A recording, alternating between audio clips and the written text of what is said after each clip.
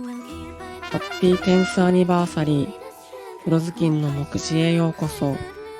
年は記念すべきゴーストリック10周年。前回に引き続き全5回に分けてゴーストリックの動画を投稿していく予定です。スケジュールです。7月のブースターパック、エイジオブオーバーロードにて、ゴーストリックの構築を拡張する新テーマ、財宝が登場したため、一部変更となっております。第1回では12期に入ってからのゴーストリックの解説を、第2回ではゴーストリックカード33種の紹介及び解説を行いました。ゴーストリックについての基礎知識が詰め込まれていますので、黒ずきんの目次を初めて開いたよって方は、ぜひ第1回ゴーストリックの教科書上巻から開いてみてください。第3回では、これまでの内容を踏まえ、メインデッキのゴーストリックを活かした準構築及び準寄せの構築について紹介していきます。目次です。3章立てにてお送りします。概要欄にタイムテーブルを記載しています。チャンネル登録、高評価よろしくお願いします。第1章準ゴーストリック。早速デッキ紹介から。準ゴーストリックにおける基本ムーブは、リバース効果持ちの人型やキョンシー、フェイレーンをセットし、相手ターンにパニックで彼らを起こして妨害しつつ、アドバンテージを稼ぐというものになります。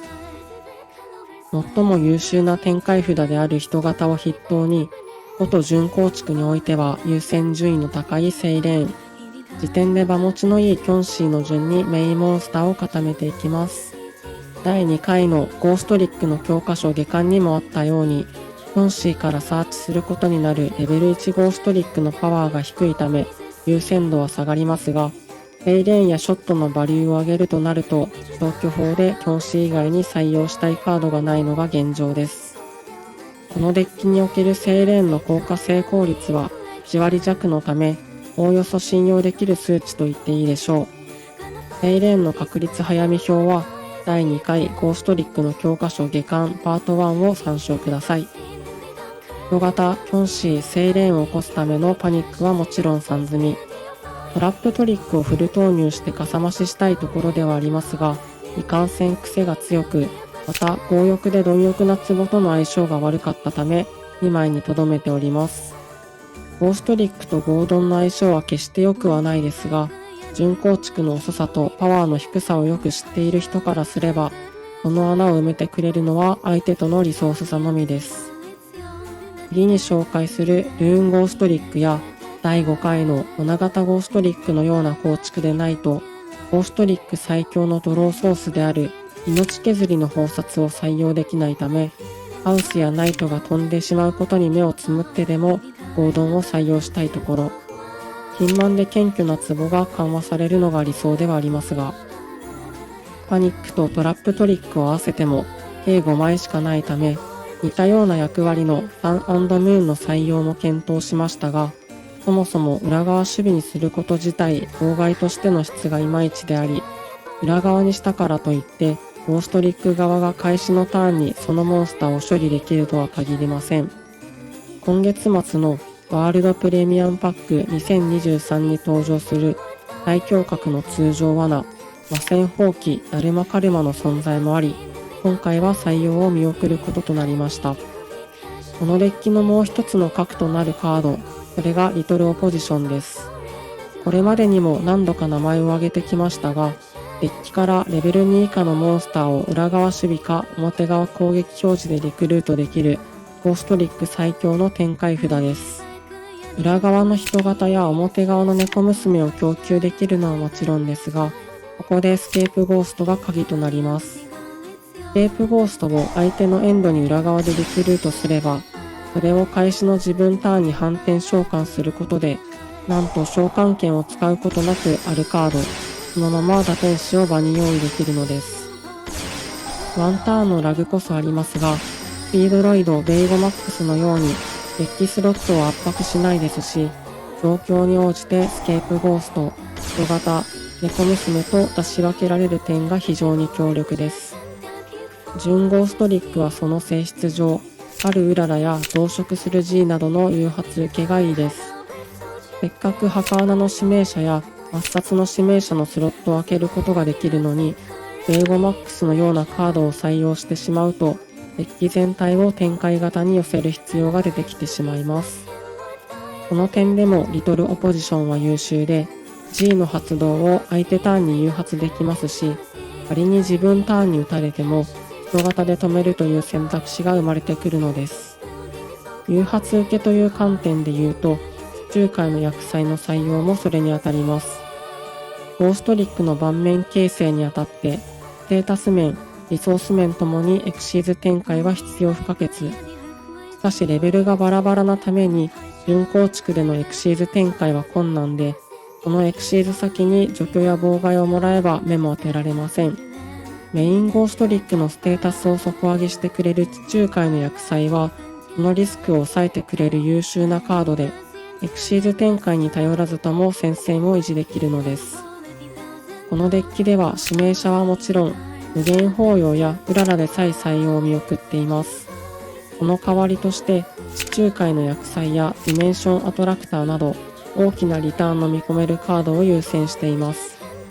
ウララや指名者、無限のようなカードは、1ターン目から通したい展開があり、初手5枚の枠に多少なりとも余裕があるデッキに採用されるカードだと思っています。その土俵にすら上がれないゴーストリックのようなデッキにおいて、手札誘発は一時しのぎにしかならず、1ターン2ターンしのいだところで何かできるという確約もないため、構築の考え方そのものが異なることを念頭に置かなければならないのです。第2章ルーンゴーストリック。続いては先ほどの純ゴーストリックをベースにルーンを出張させた構築の紹介です。メインデッキのルーンカードのほとんどは速攻魔法で、共通効果でレベル2から5、9の融合モンスターをエクストラゾーンに特殊召喚できます。レベルがバラバラなゴーストリックにとっては都合が良く、1ターン目にセットしたゴーストリックに合わせてルーンモンスターを展開することで、安定したエクシーズ展開を狙うことができます。メインゴーストリックを絡めた展開となるため、彼らがデッキから抜けていくなんてことにもなりません。しかし、これだけではお世辞にも強いとは言えませんよね。ルーンの真骨頂は、ゴーストリックの穴を埋めてくれるその器用さにあります。多くの場合に特殊召喚することになるであろう、ルーンの翼、フギンは、自分の場のカードが破壊される場合、自身を除外することで守ってくれる効果があります。これは発動する効果ではないため、ゴーストリックが苦手とするハーピーの羽ぼうきやライトニングストームにルーン速攻魔法を直接チェーンしても間に合います。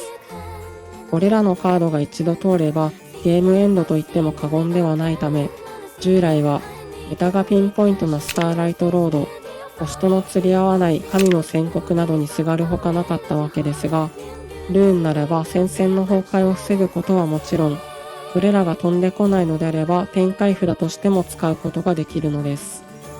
基本的にはセットしての運用となるため、天国の王と異なり、最強のドローソースである命削りの宝札との相性がいいのも評価点です。そしてなんと、ルーン速攻魔法は先に解説した共通効果と、もう一つの固有効果から好きな方を選択して発動することができます。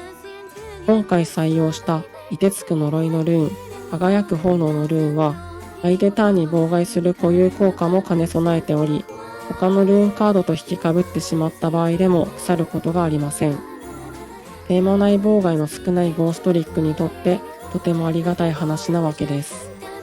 展開、破壊耐性付与、妨害と状況に応じて器用に動いてくれるルーン。ゴーストリックにとってこれほど頼りになる相棒はいないことをお伝えできたかと思います。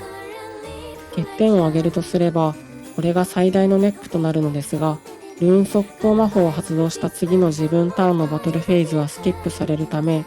裏にした相手モンスターを再利用されないよう、あるカードで処理するなどの工夫が必要となります。使用してみた感想ですが、このデメリットが想像以上に重いことも多々あったため、デッキ全体をよりルーンに寄せて、ゴーストリックスケルトンと合わせてルーン本来の戦い方であるデッキデスに特化した構築に寄せてみるのもいいかもしれません。第3章パレード型ゴーストリック。最後にゴーストリックパレードを軸にランタンやフロストラレベル1ゴーストリックをわらわらと展開するパレード型の紹介です。第2回ゴーストリックの教科書下巻パート1の紹介でもあったように、パレードの効果に単一がないことを活かして、チェーン1パレード、チェーン2ランタンかフロストと発動することで、相手の攻撃を半永久的に防ぎつつ、次ターンにデュラハンのエクシーズ展開を狙います。これまで黒ずきんの目次で紹介した他にも、打天使による特殊勝利、スケルトンによるデッキデス、ワーウルフやオアトリートによるバーンなど、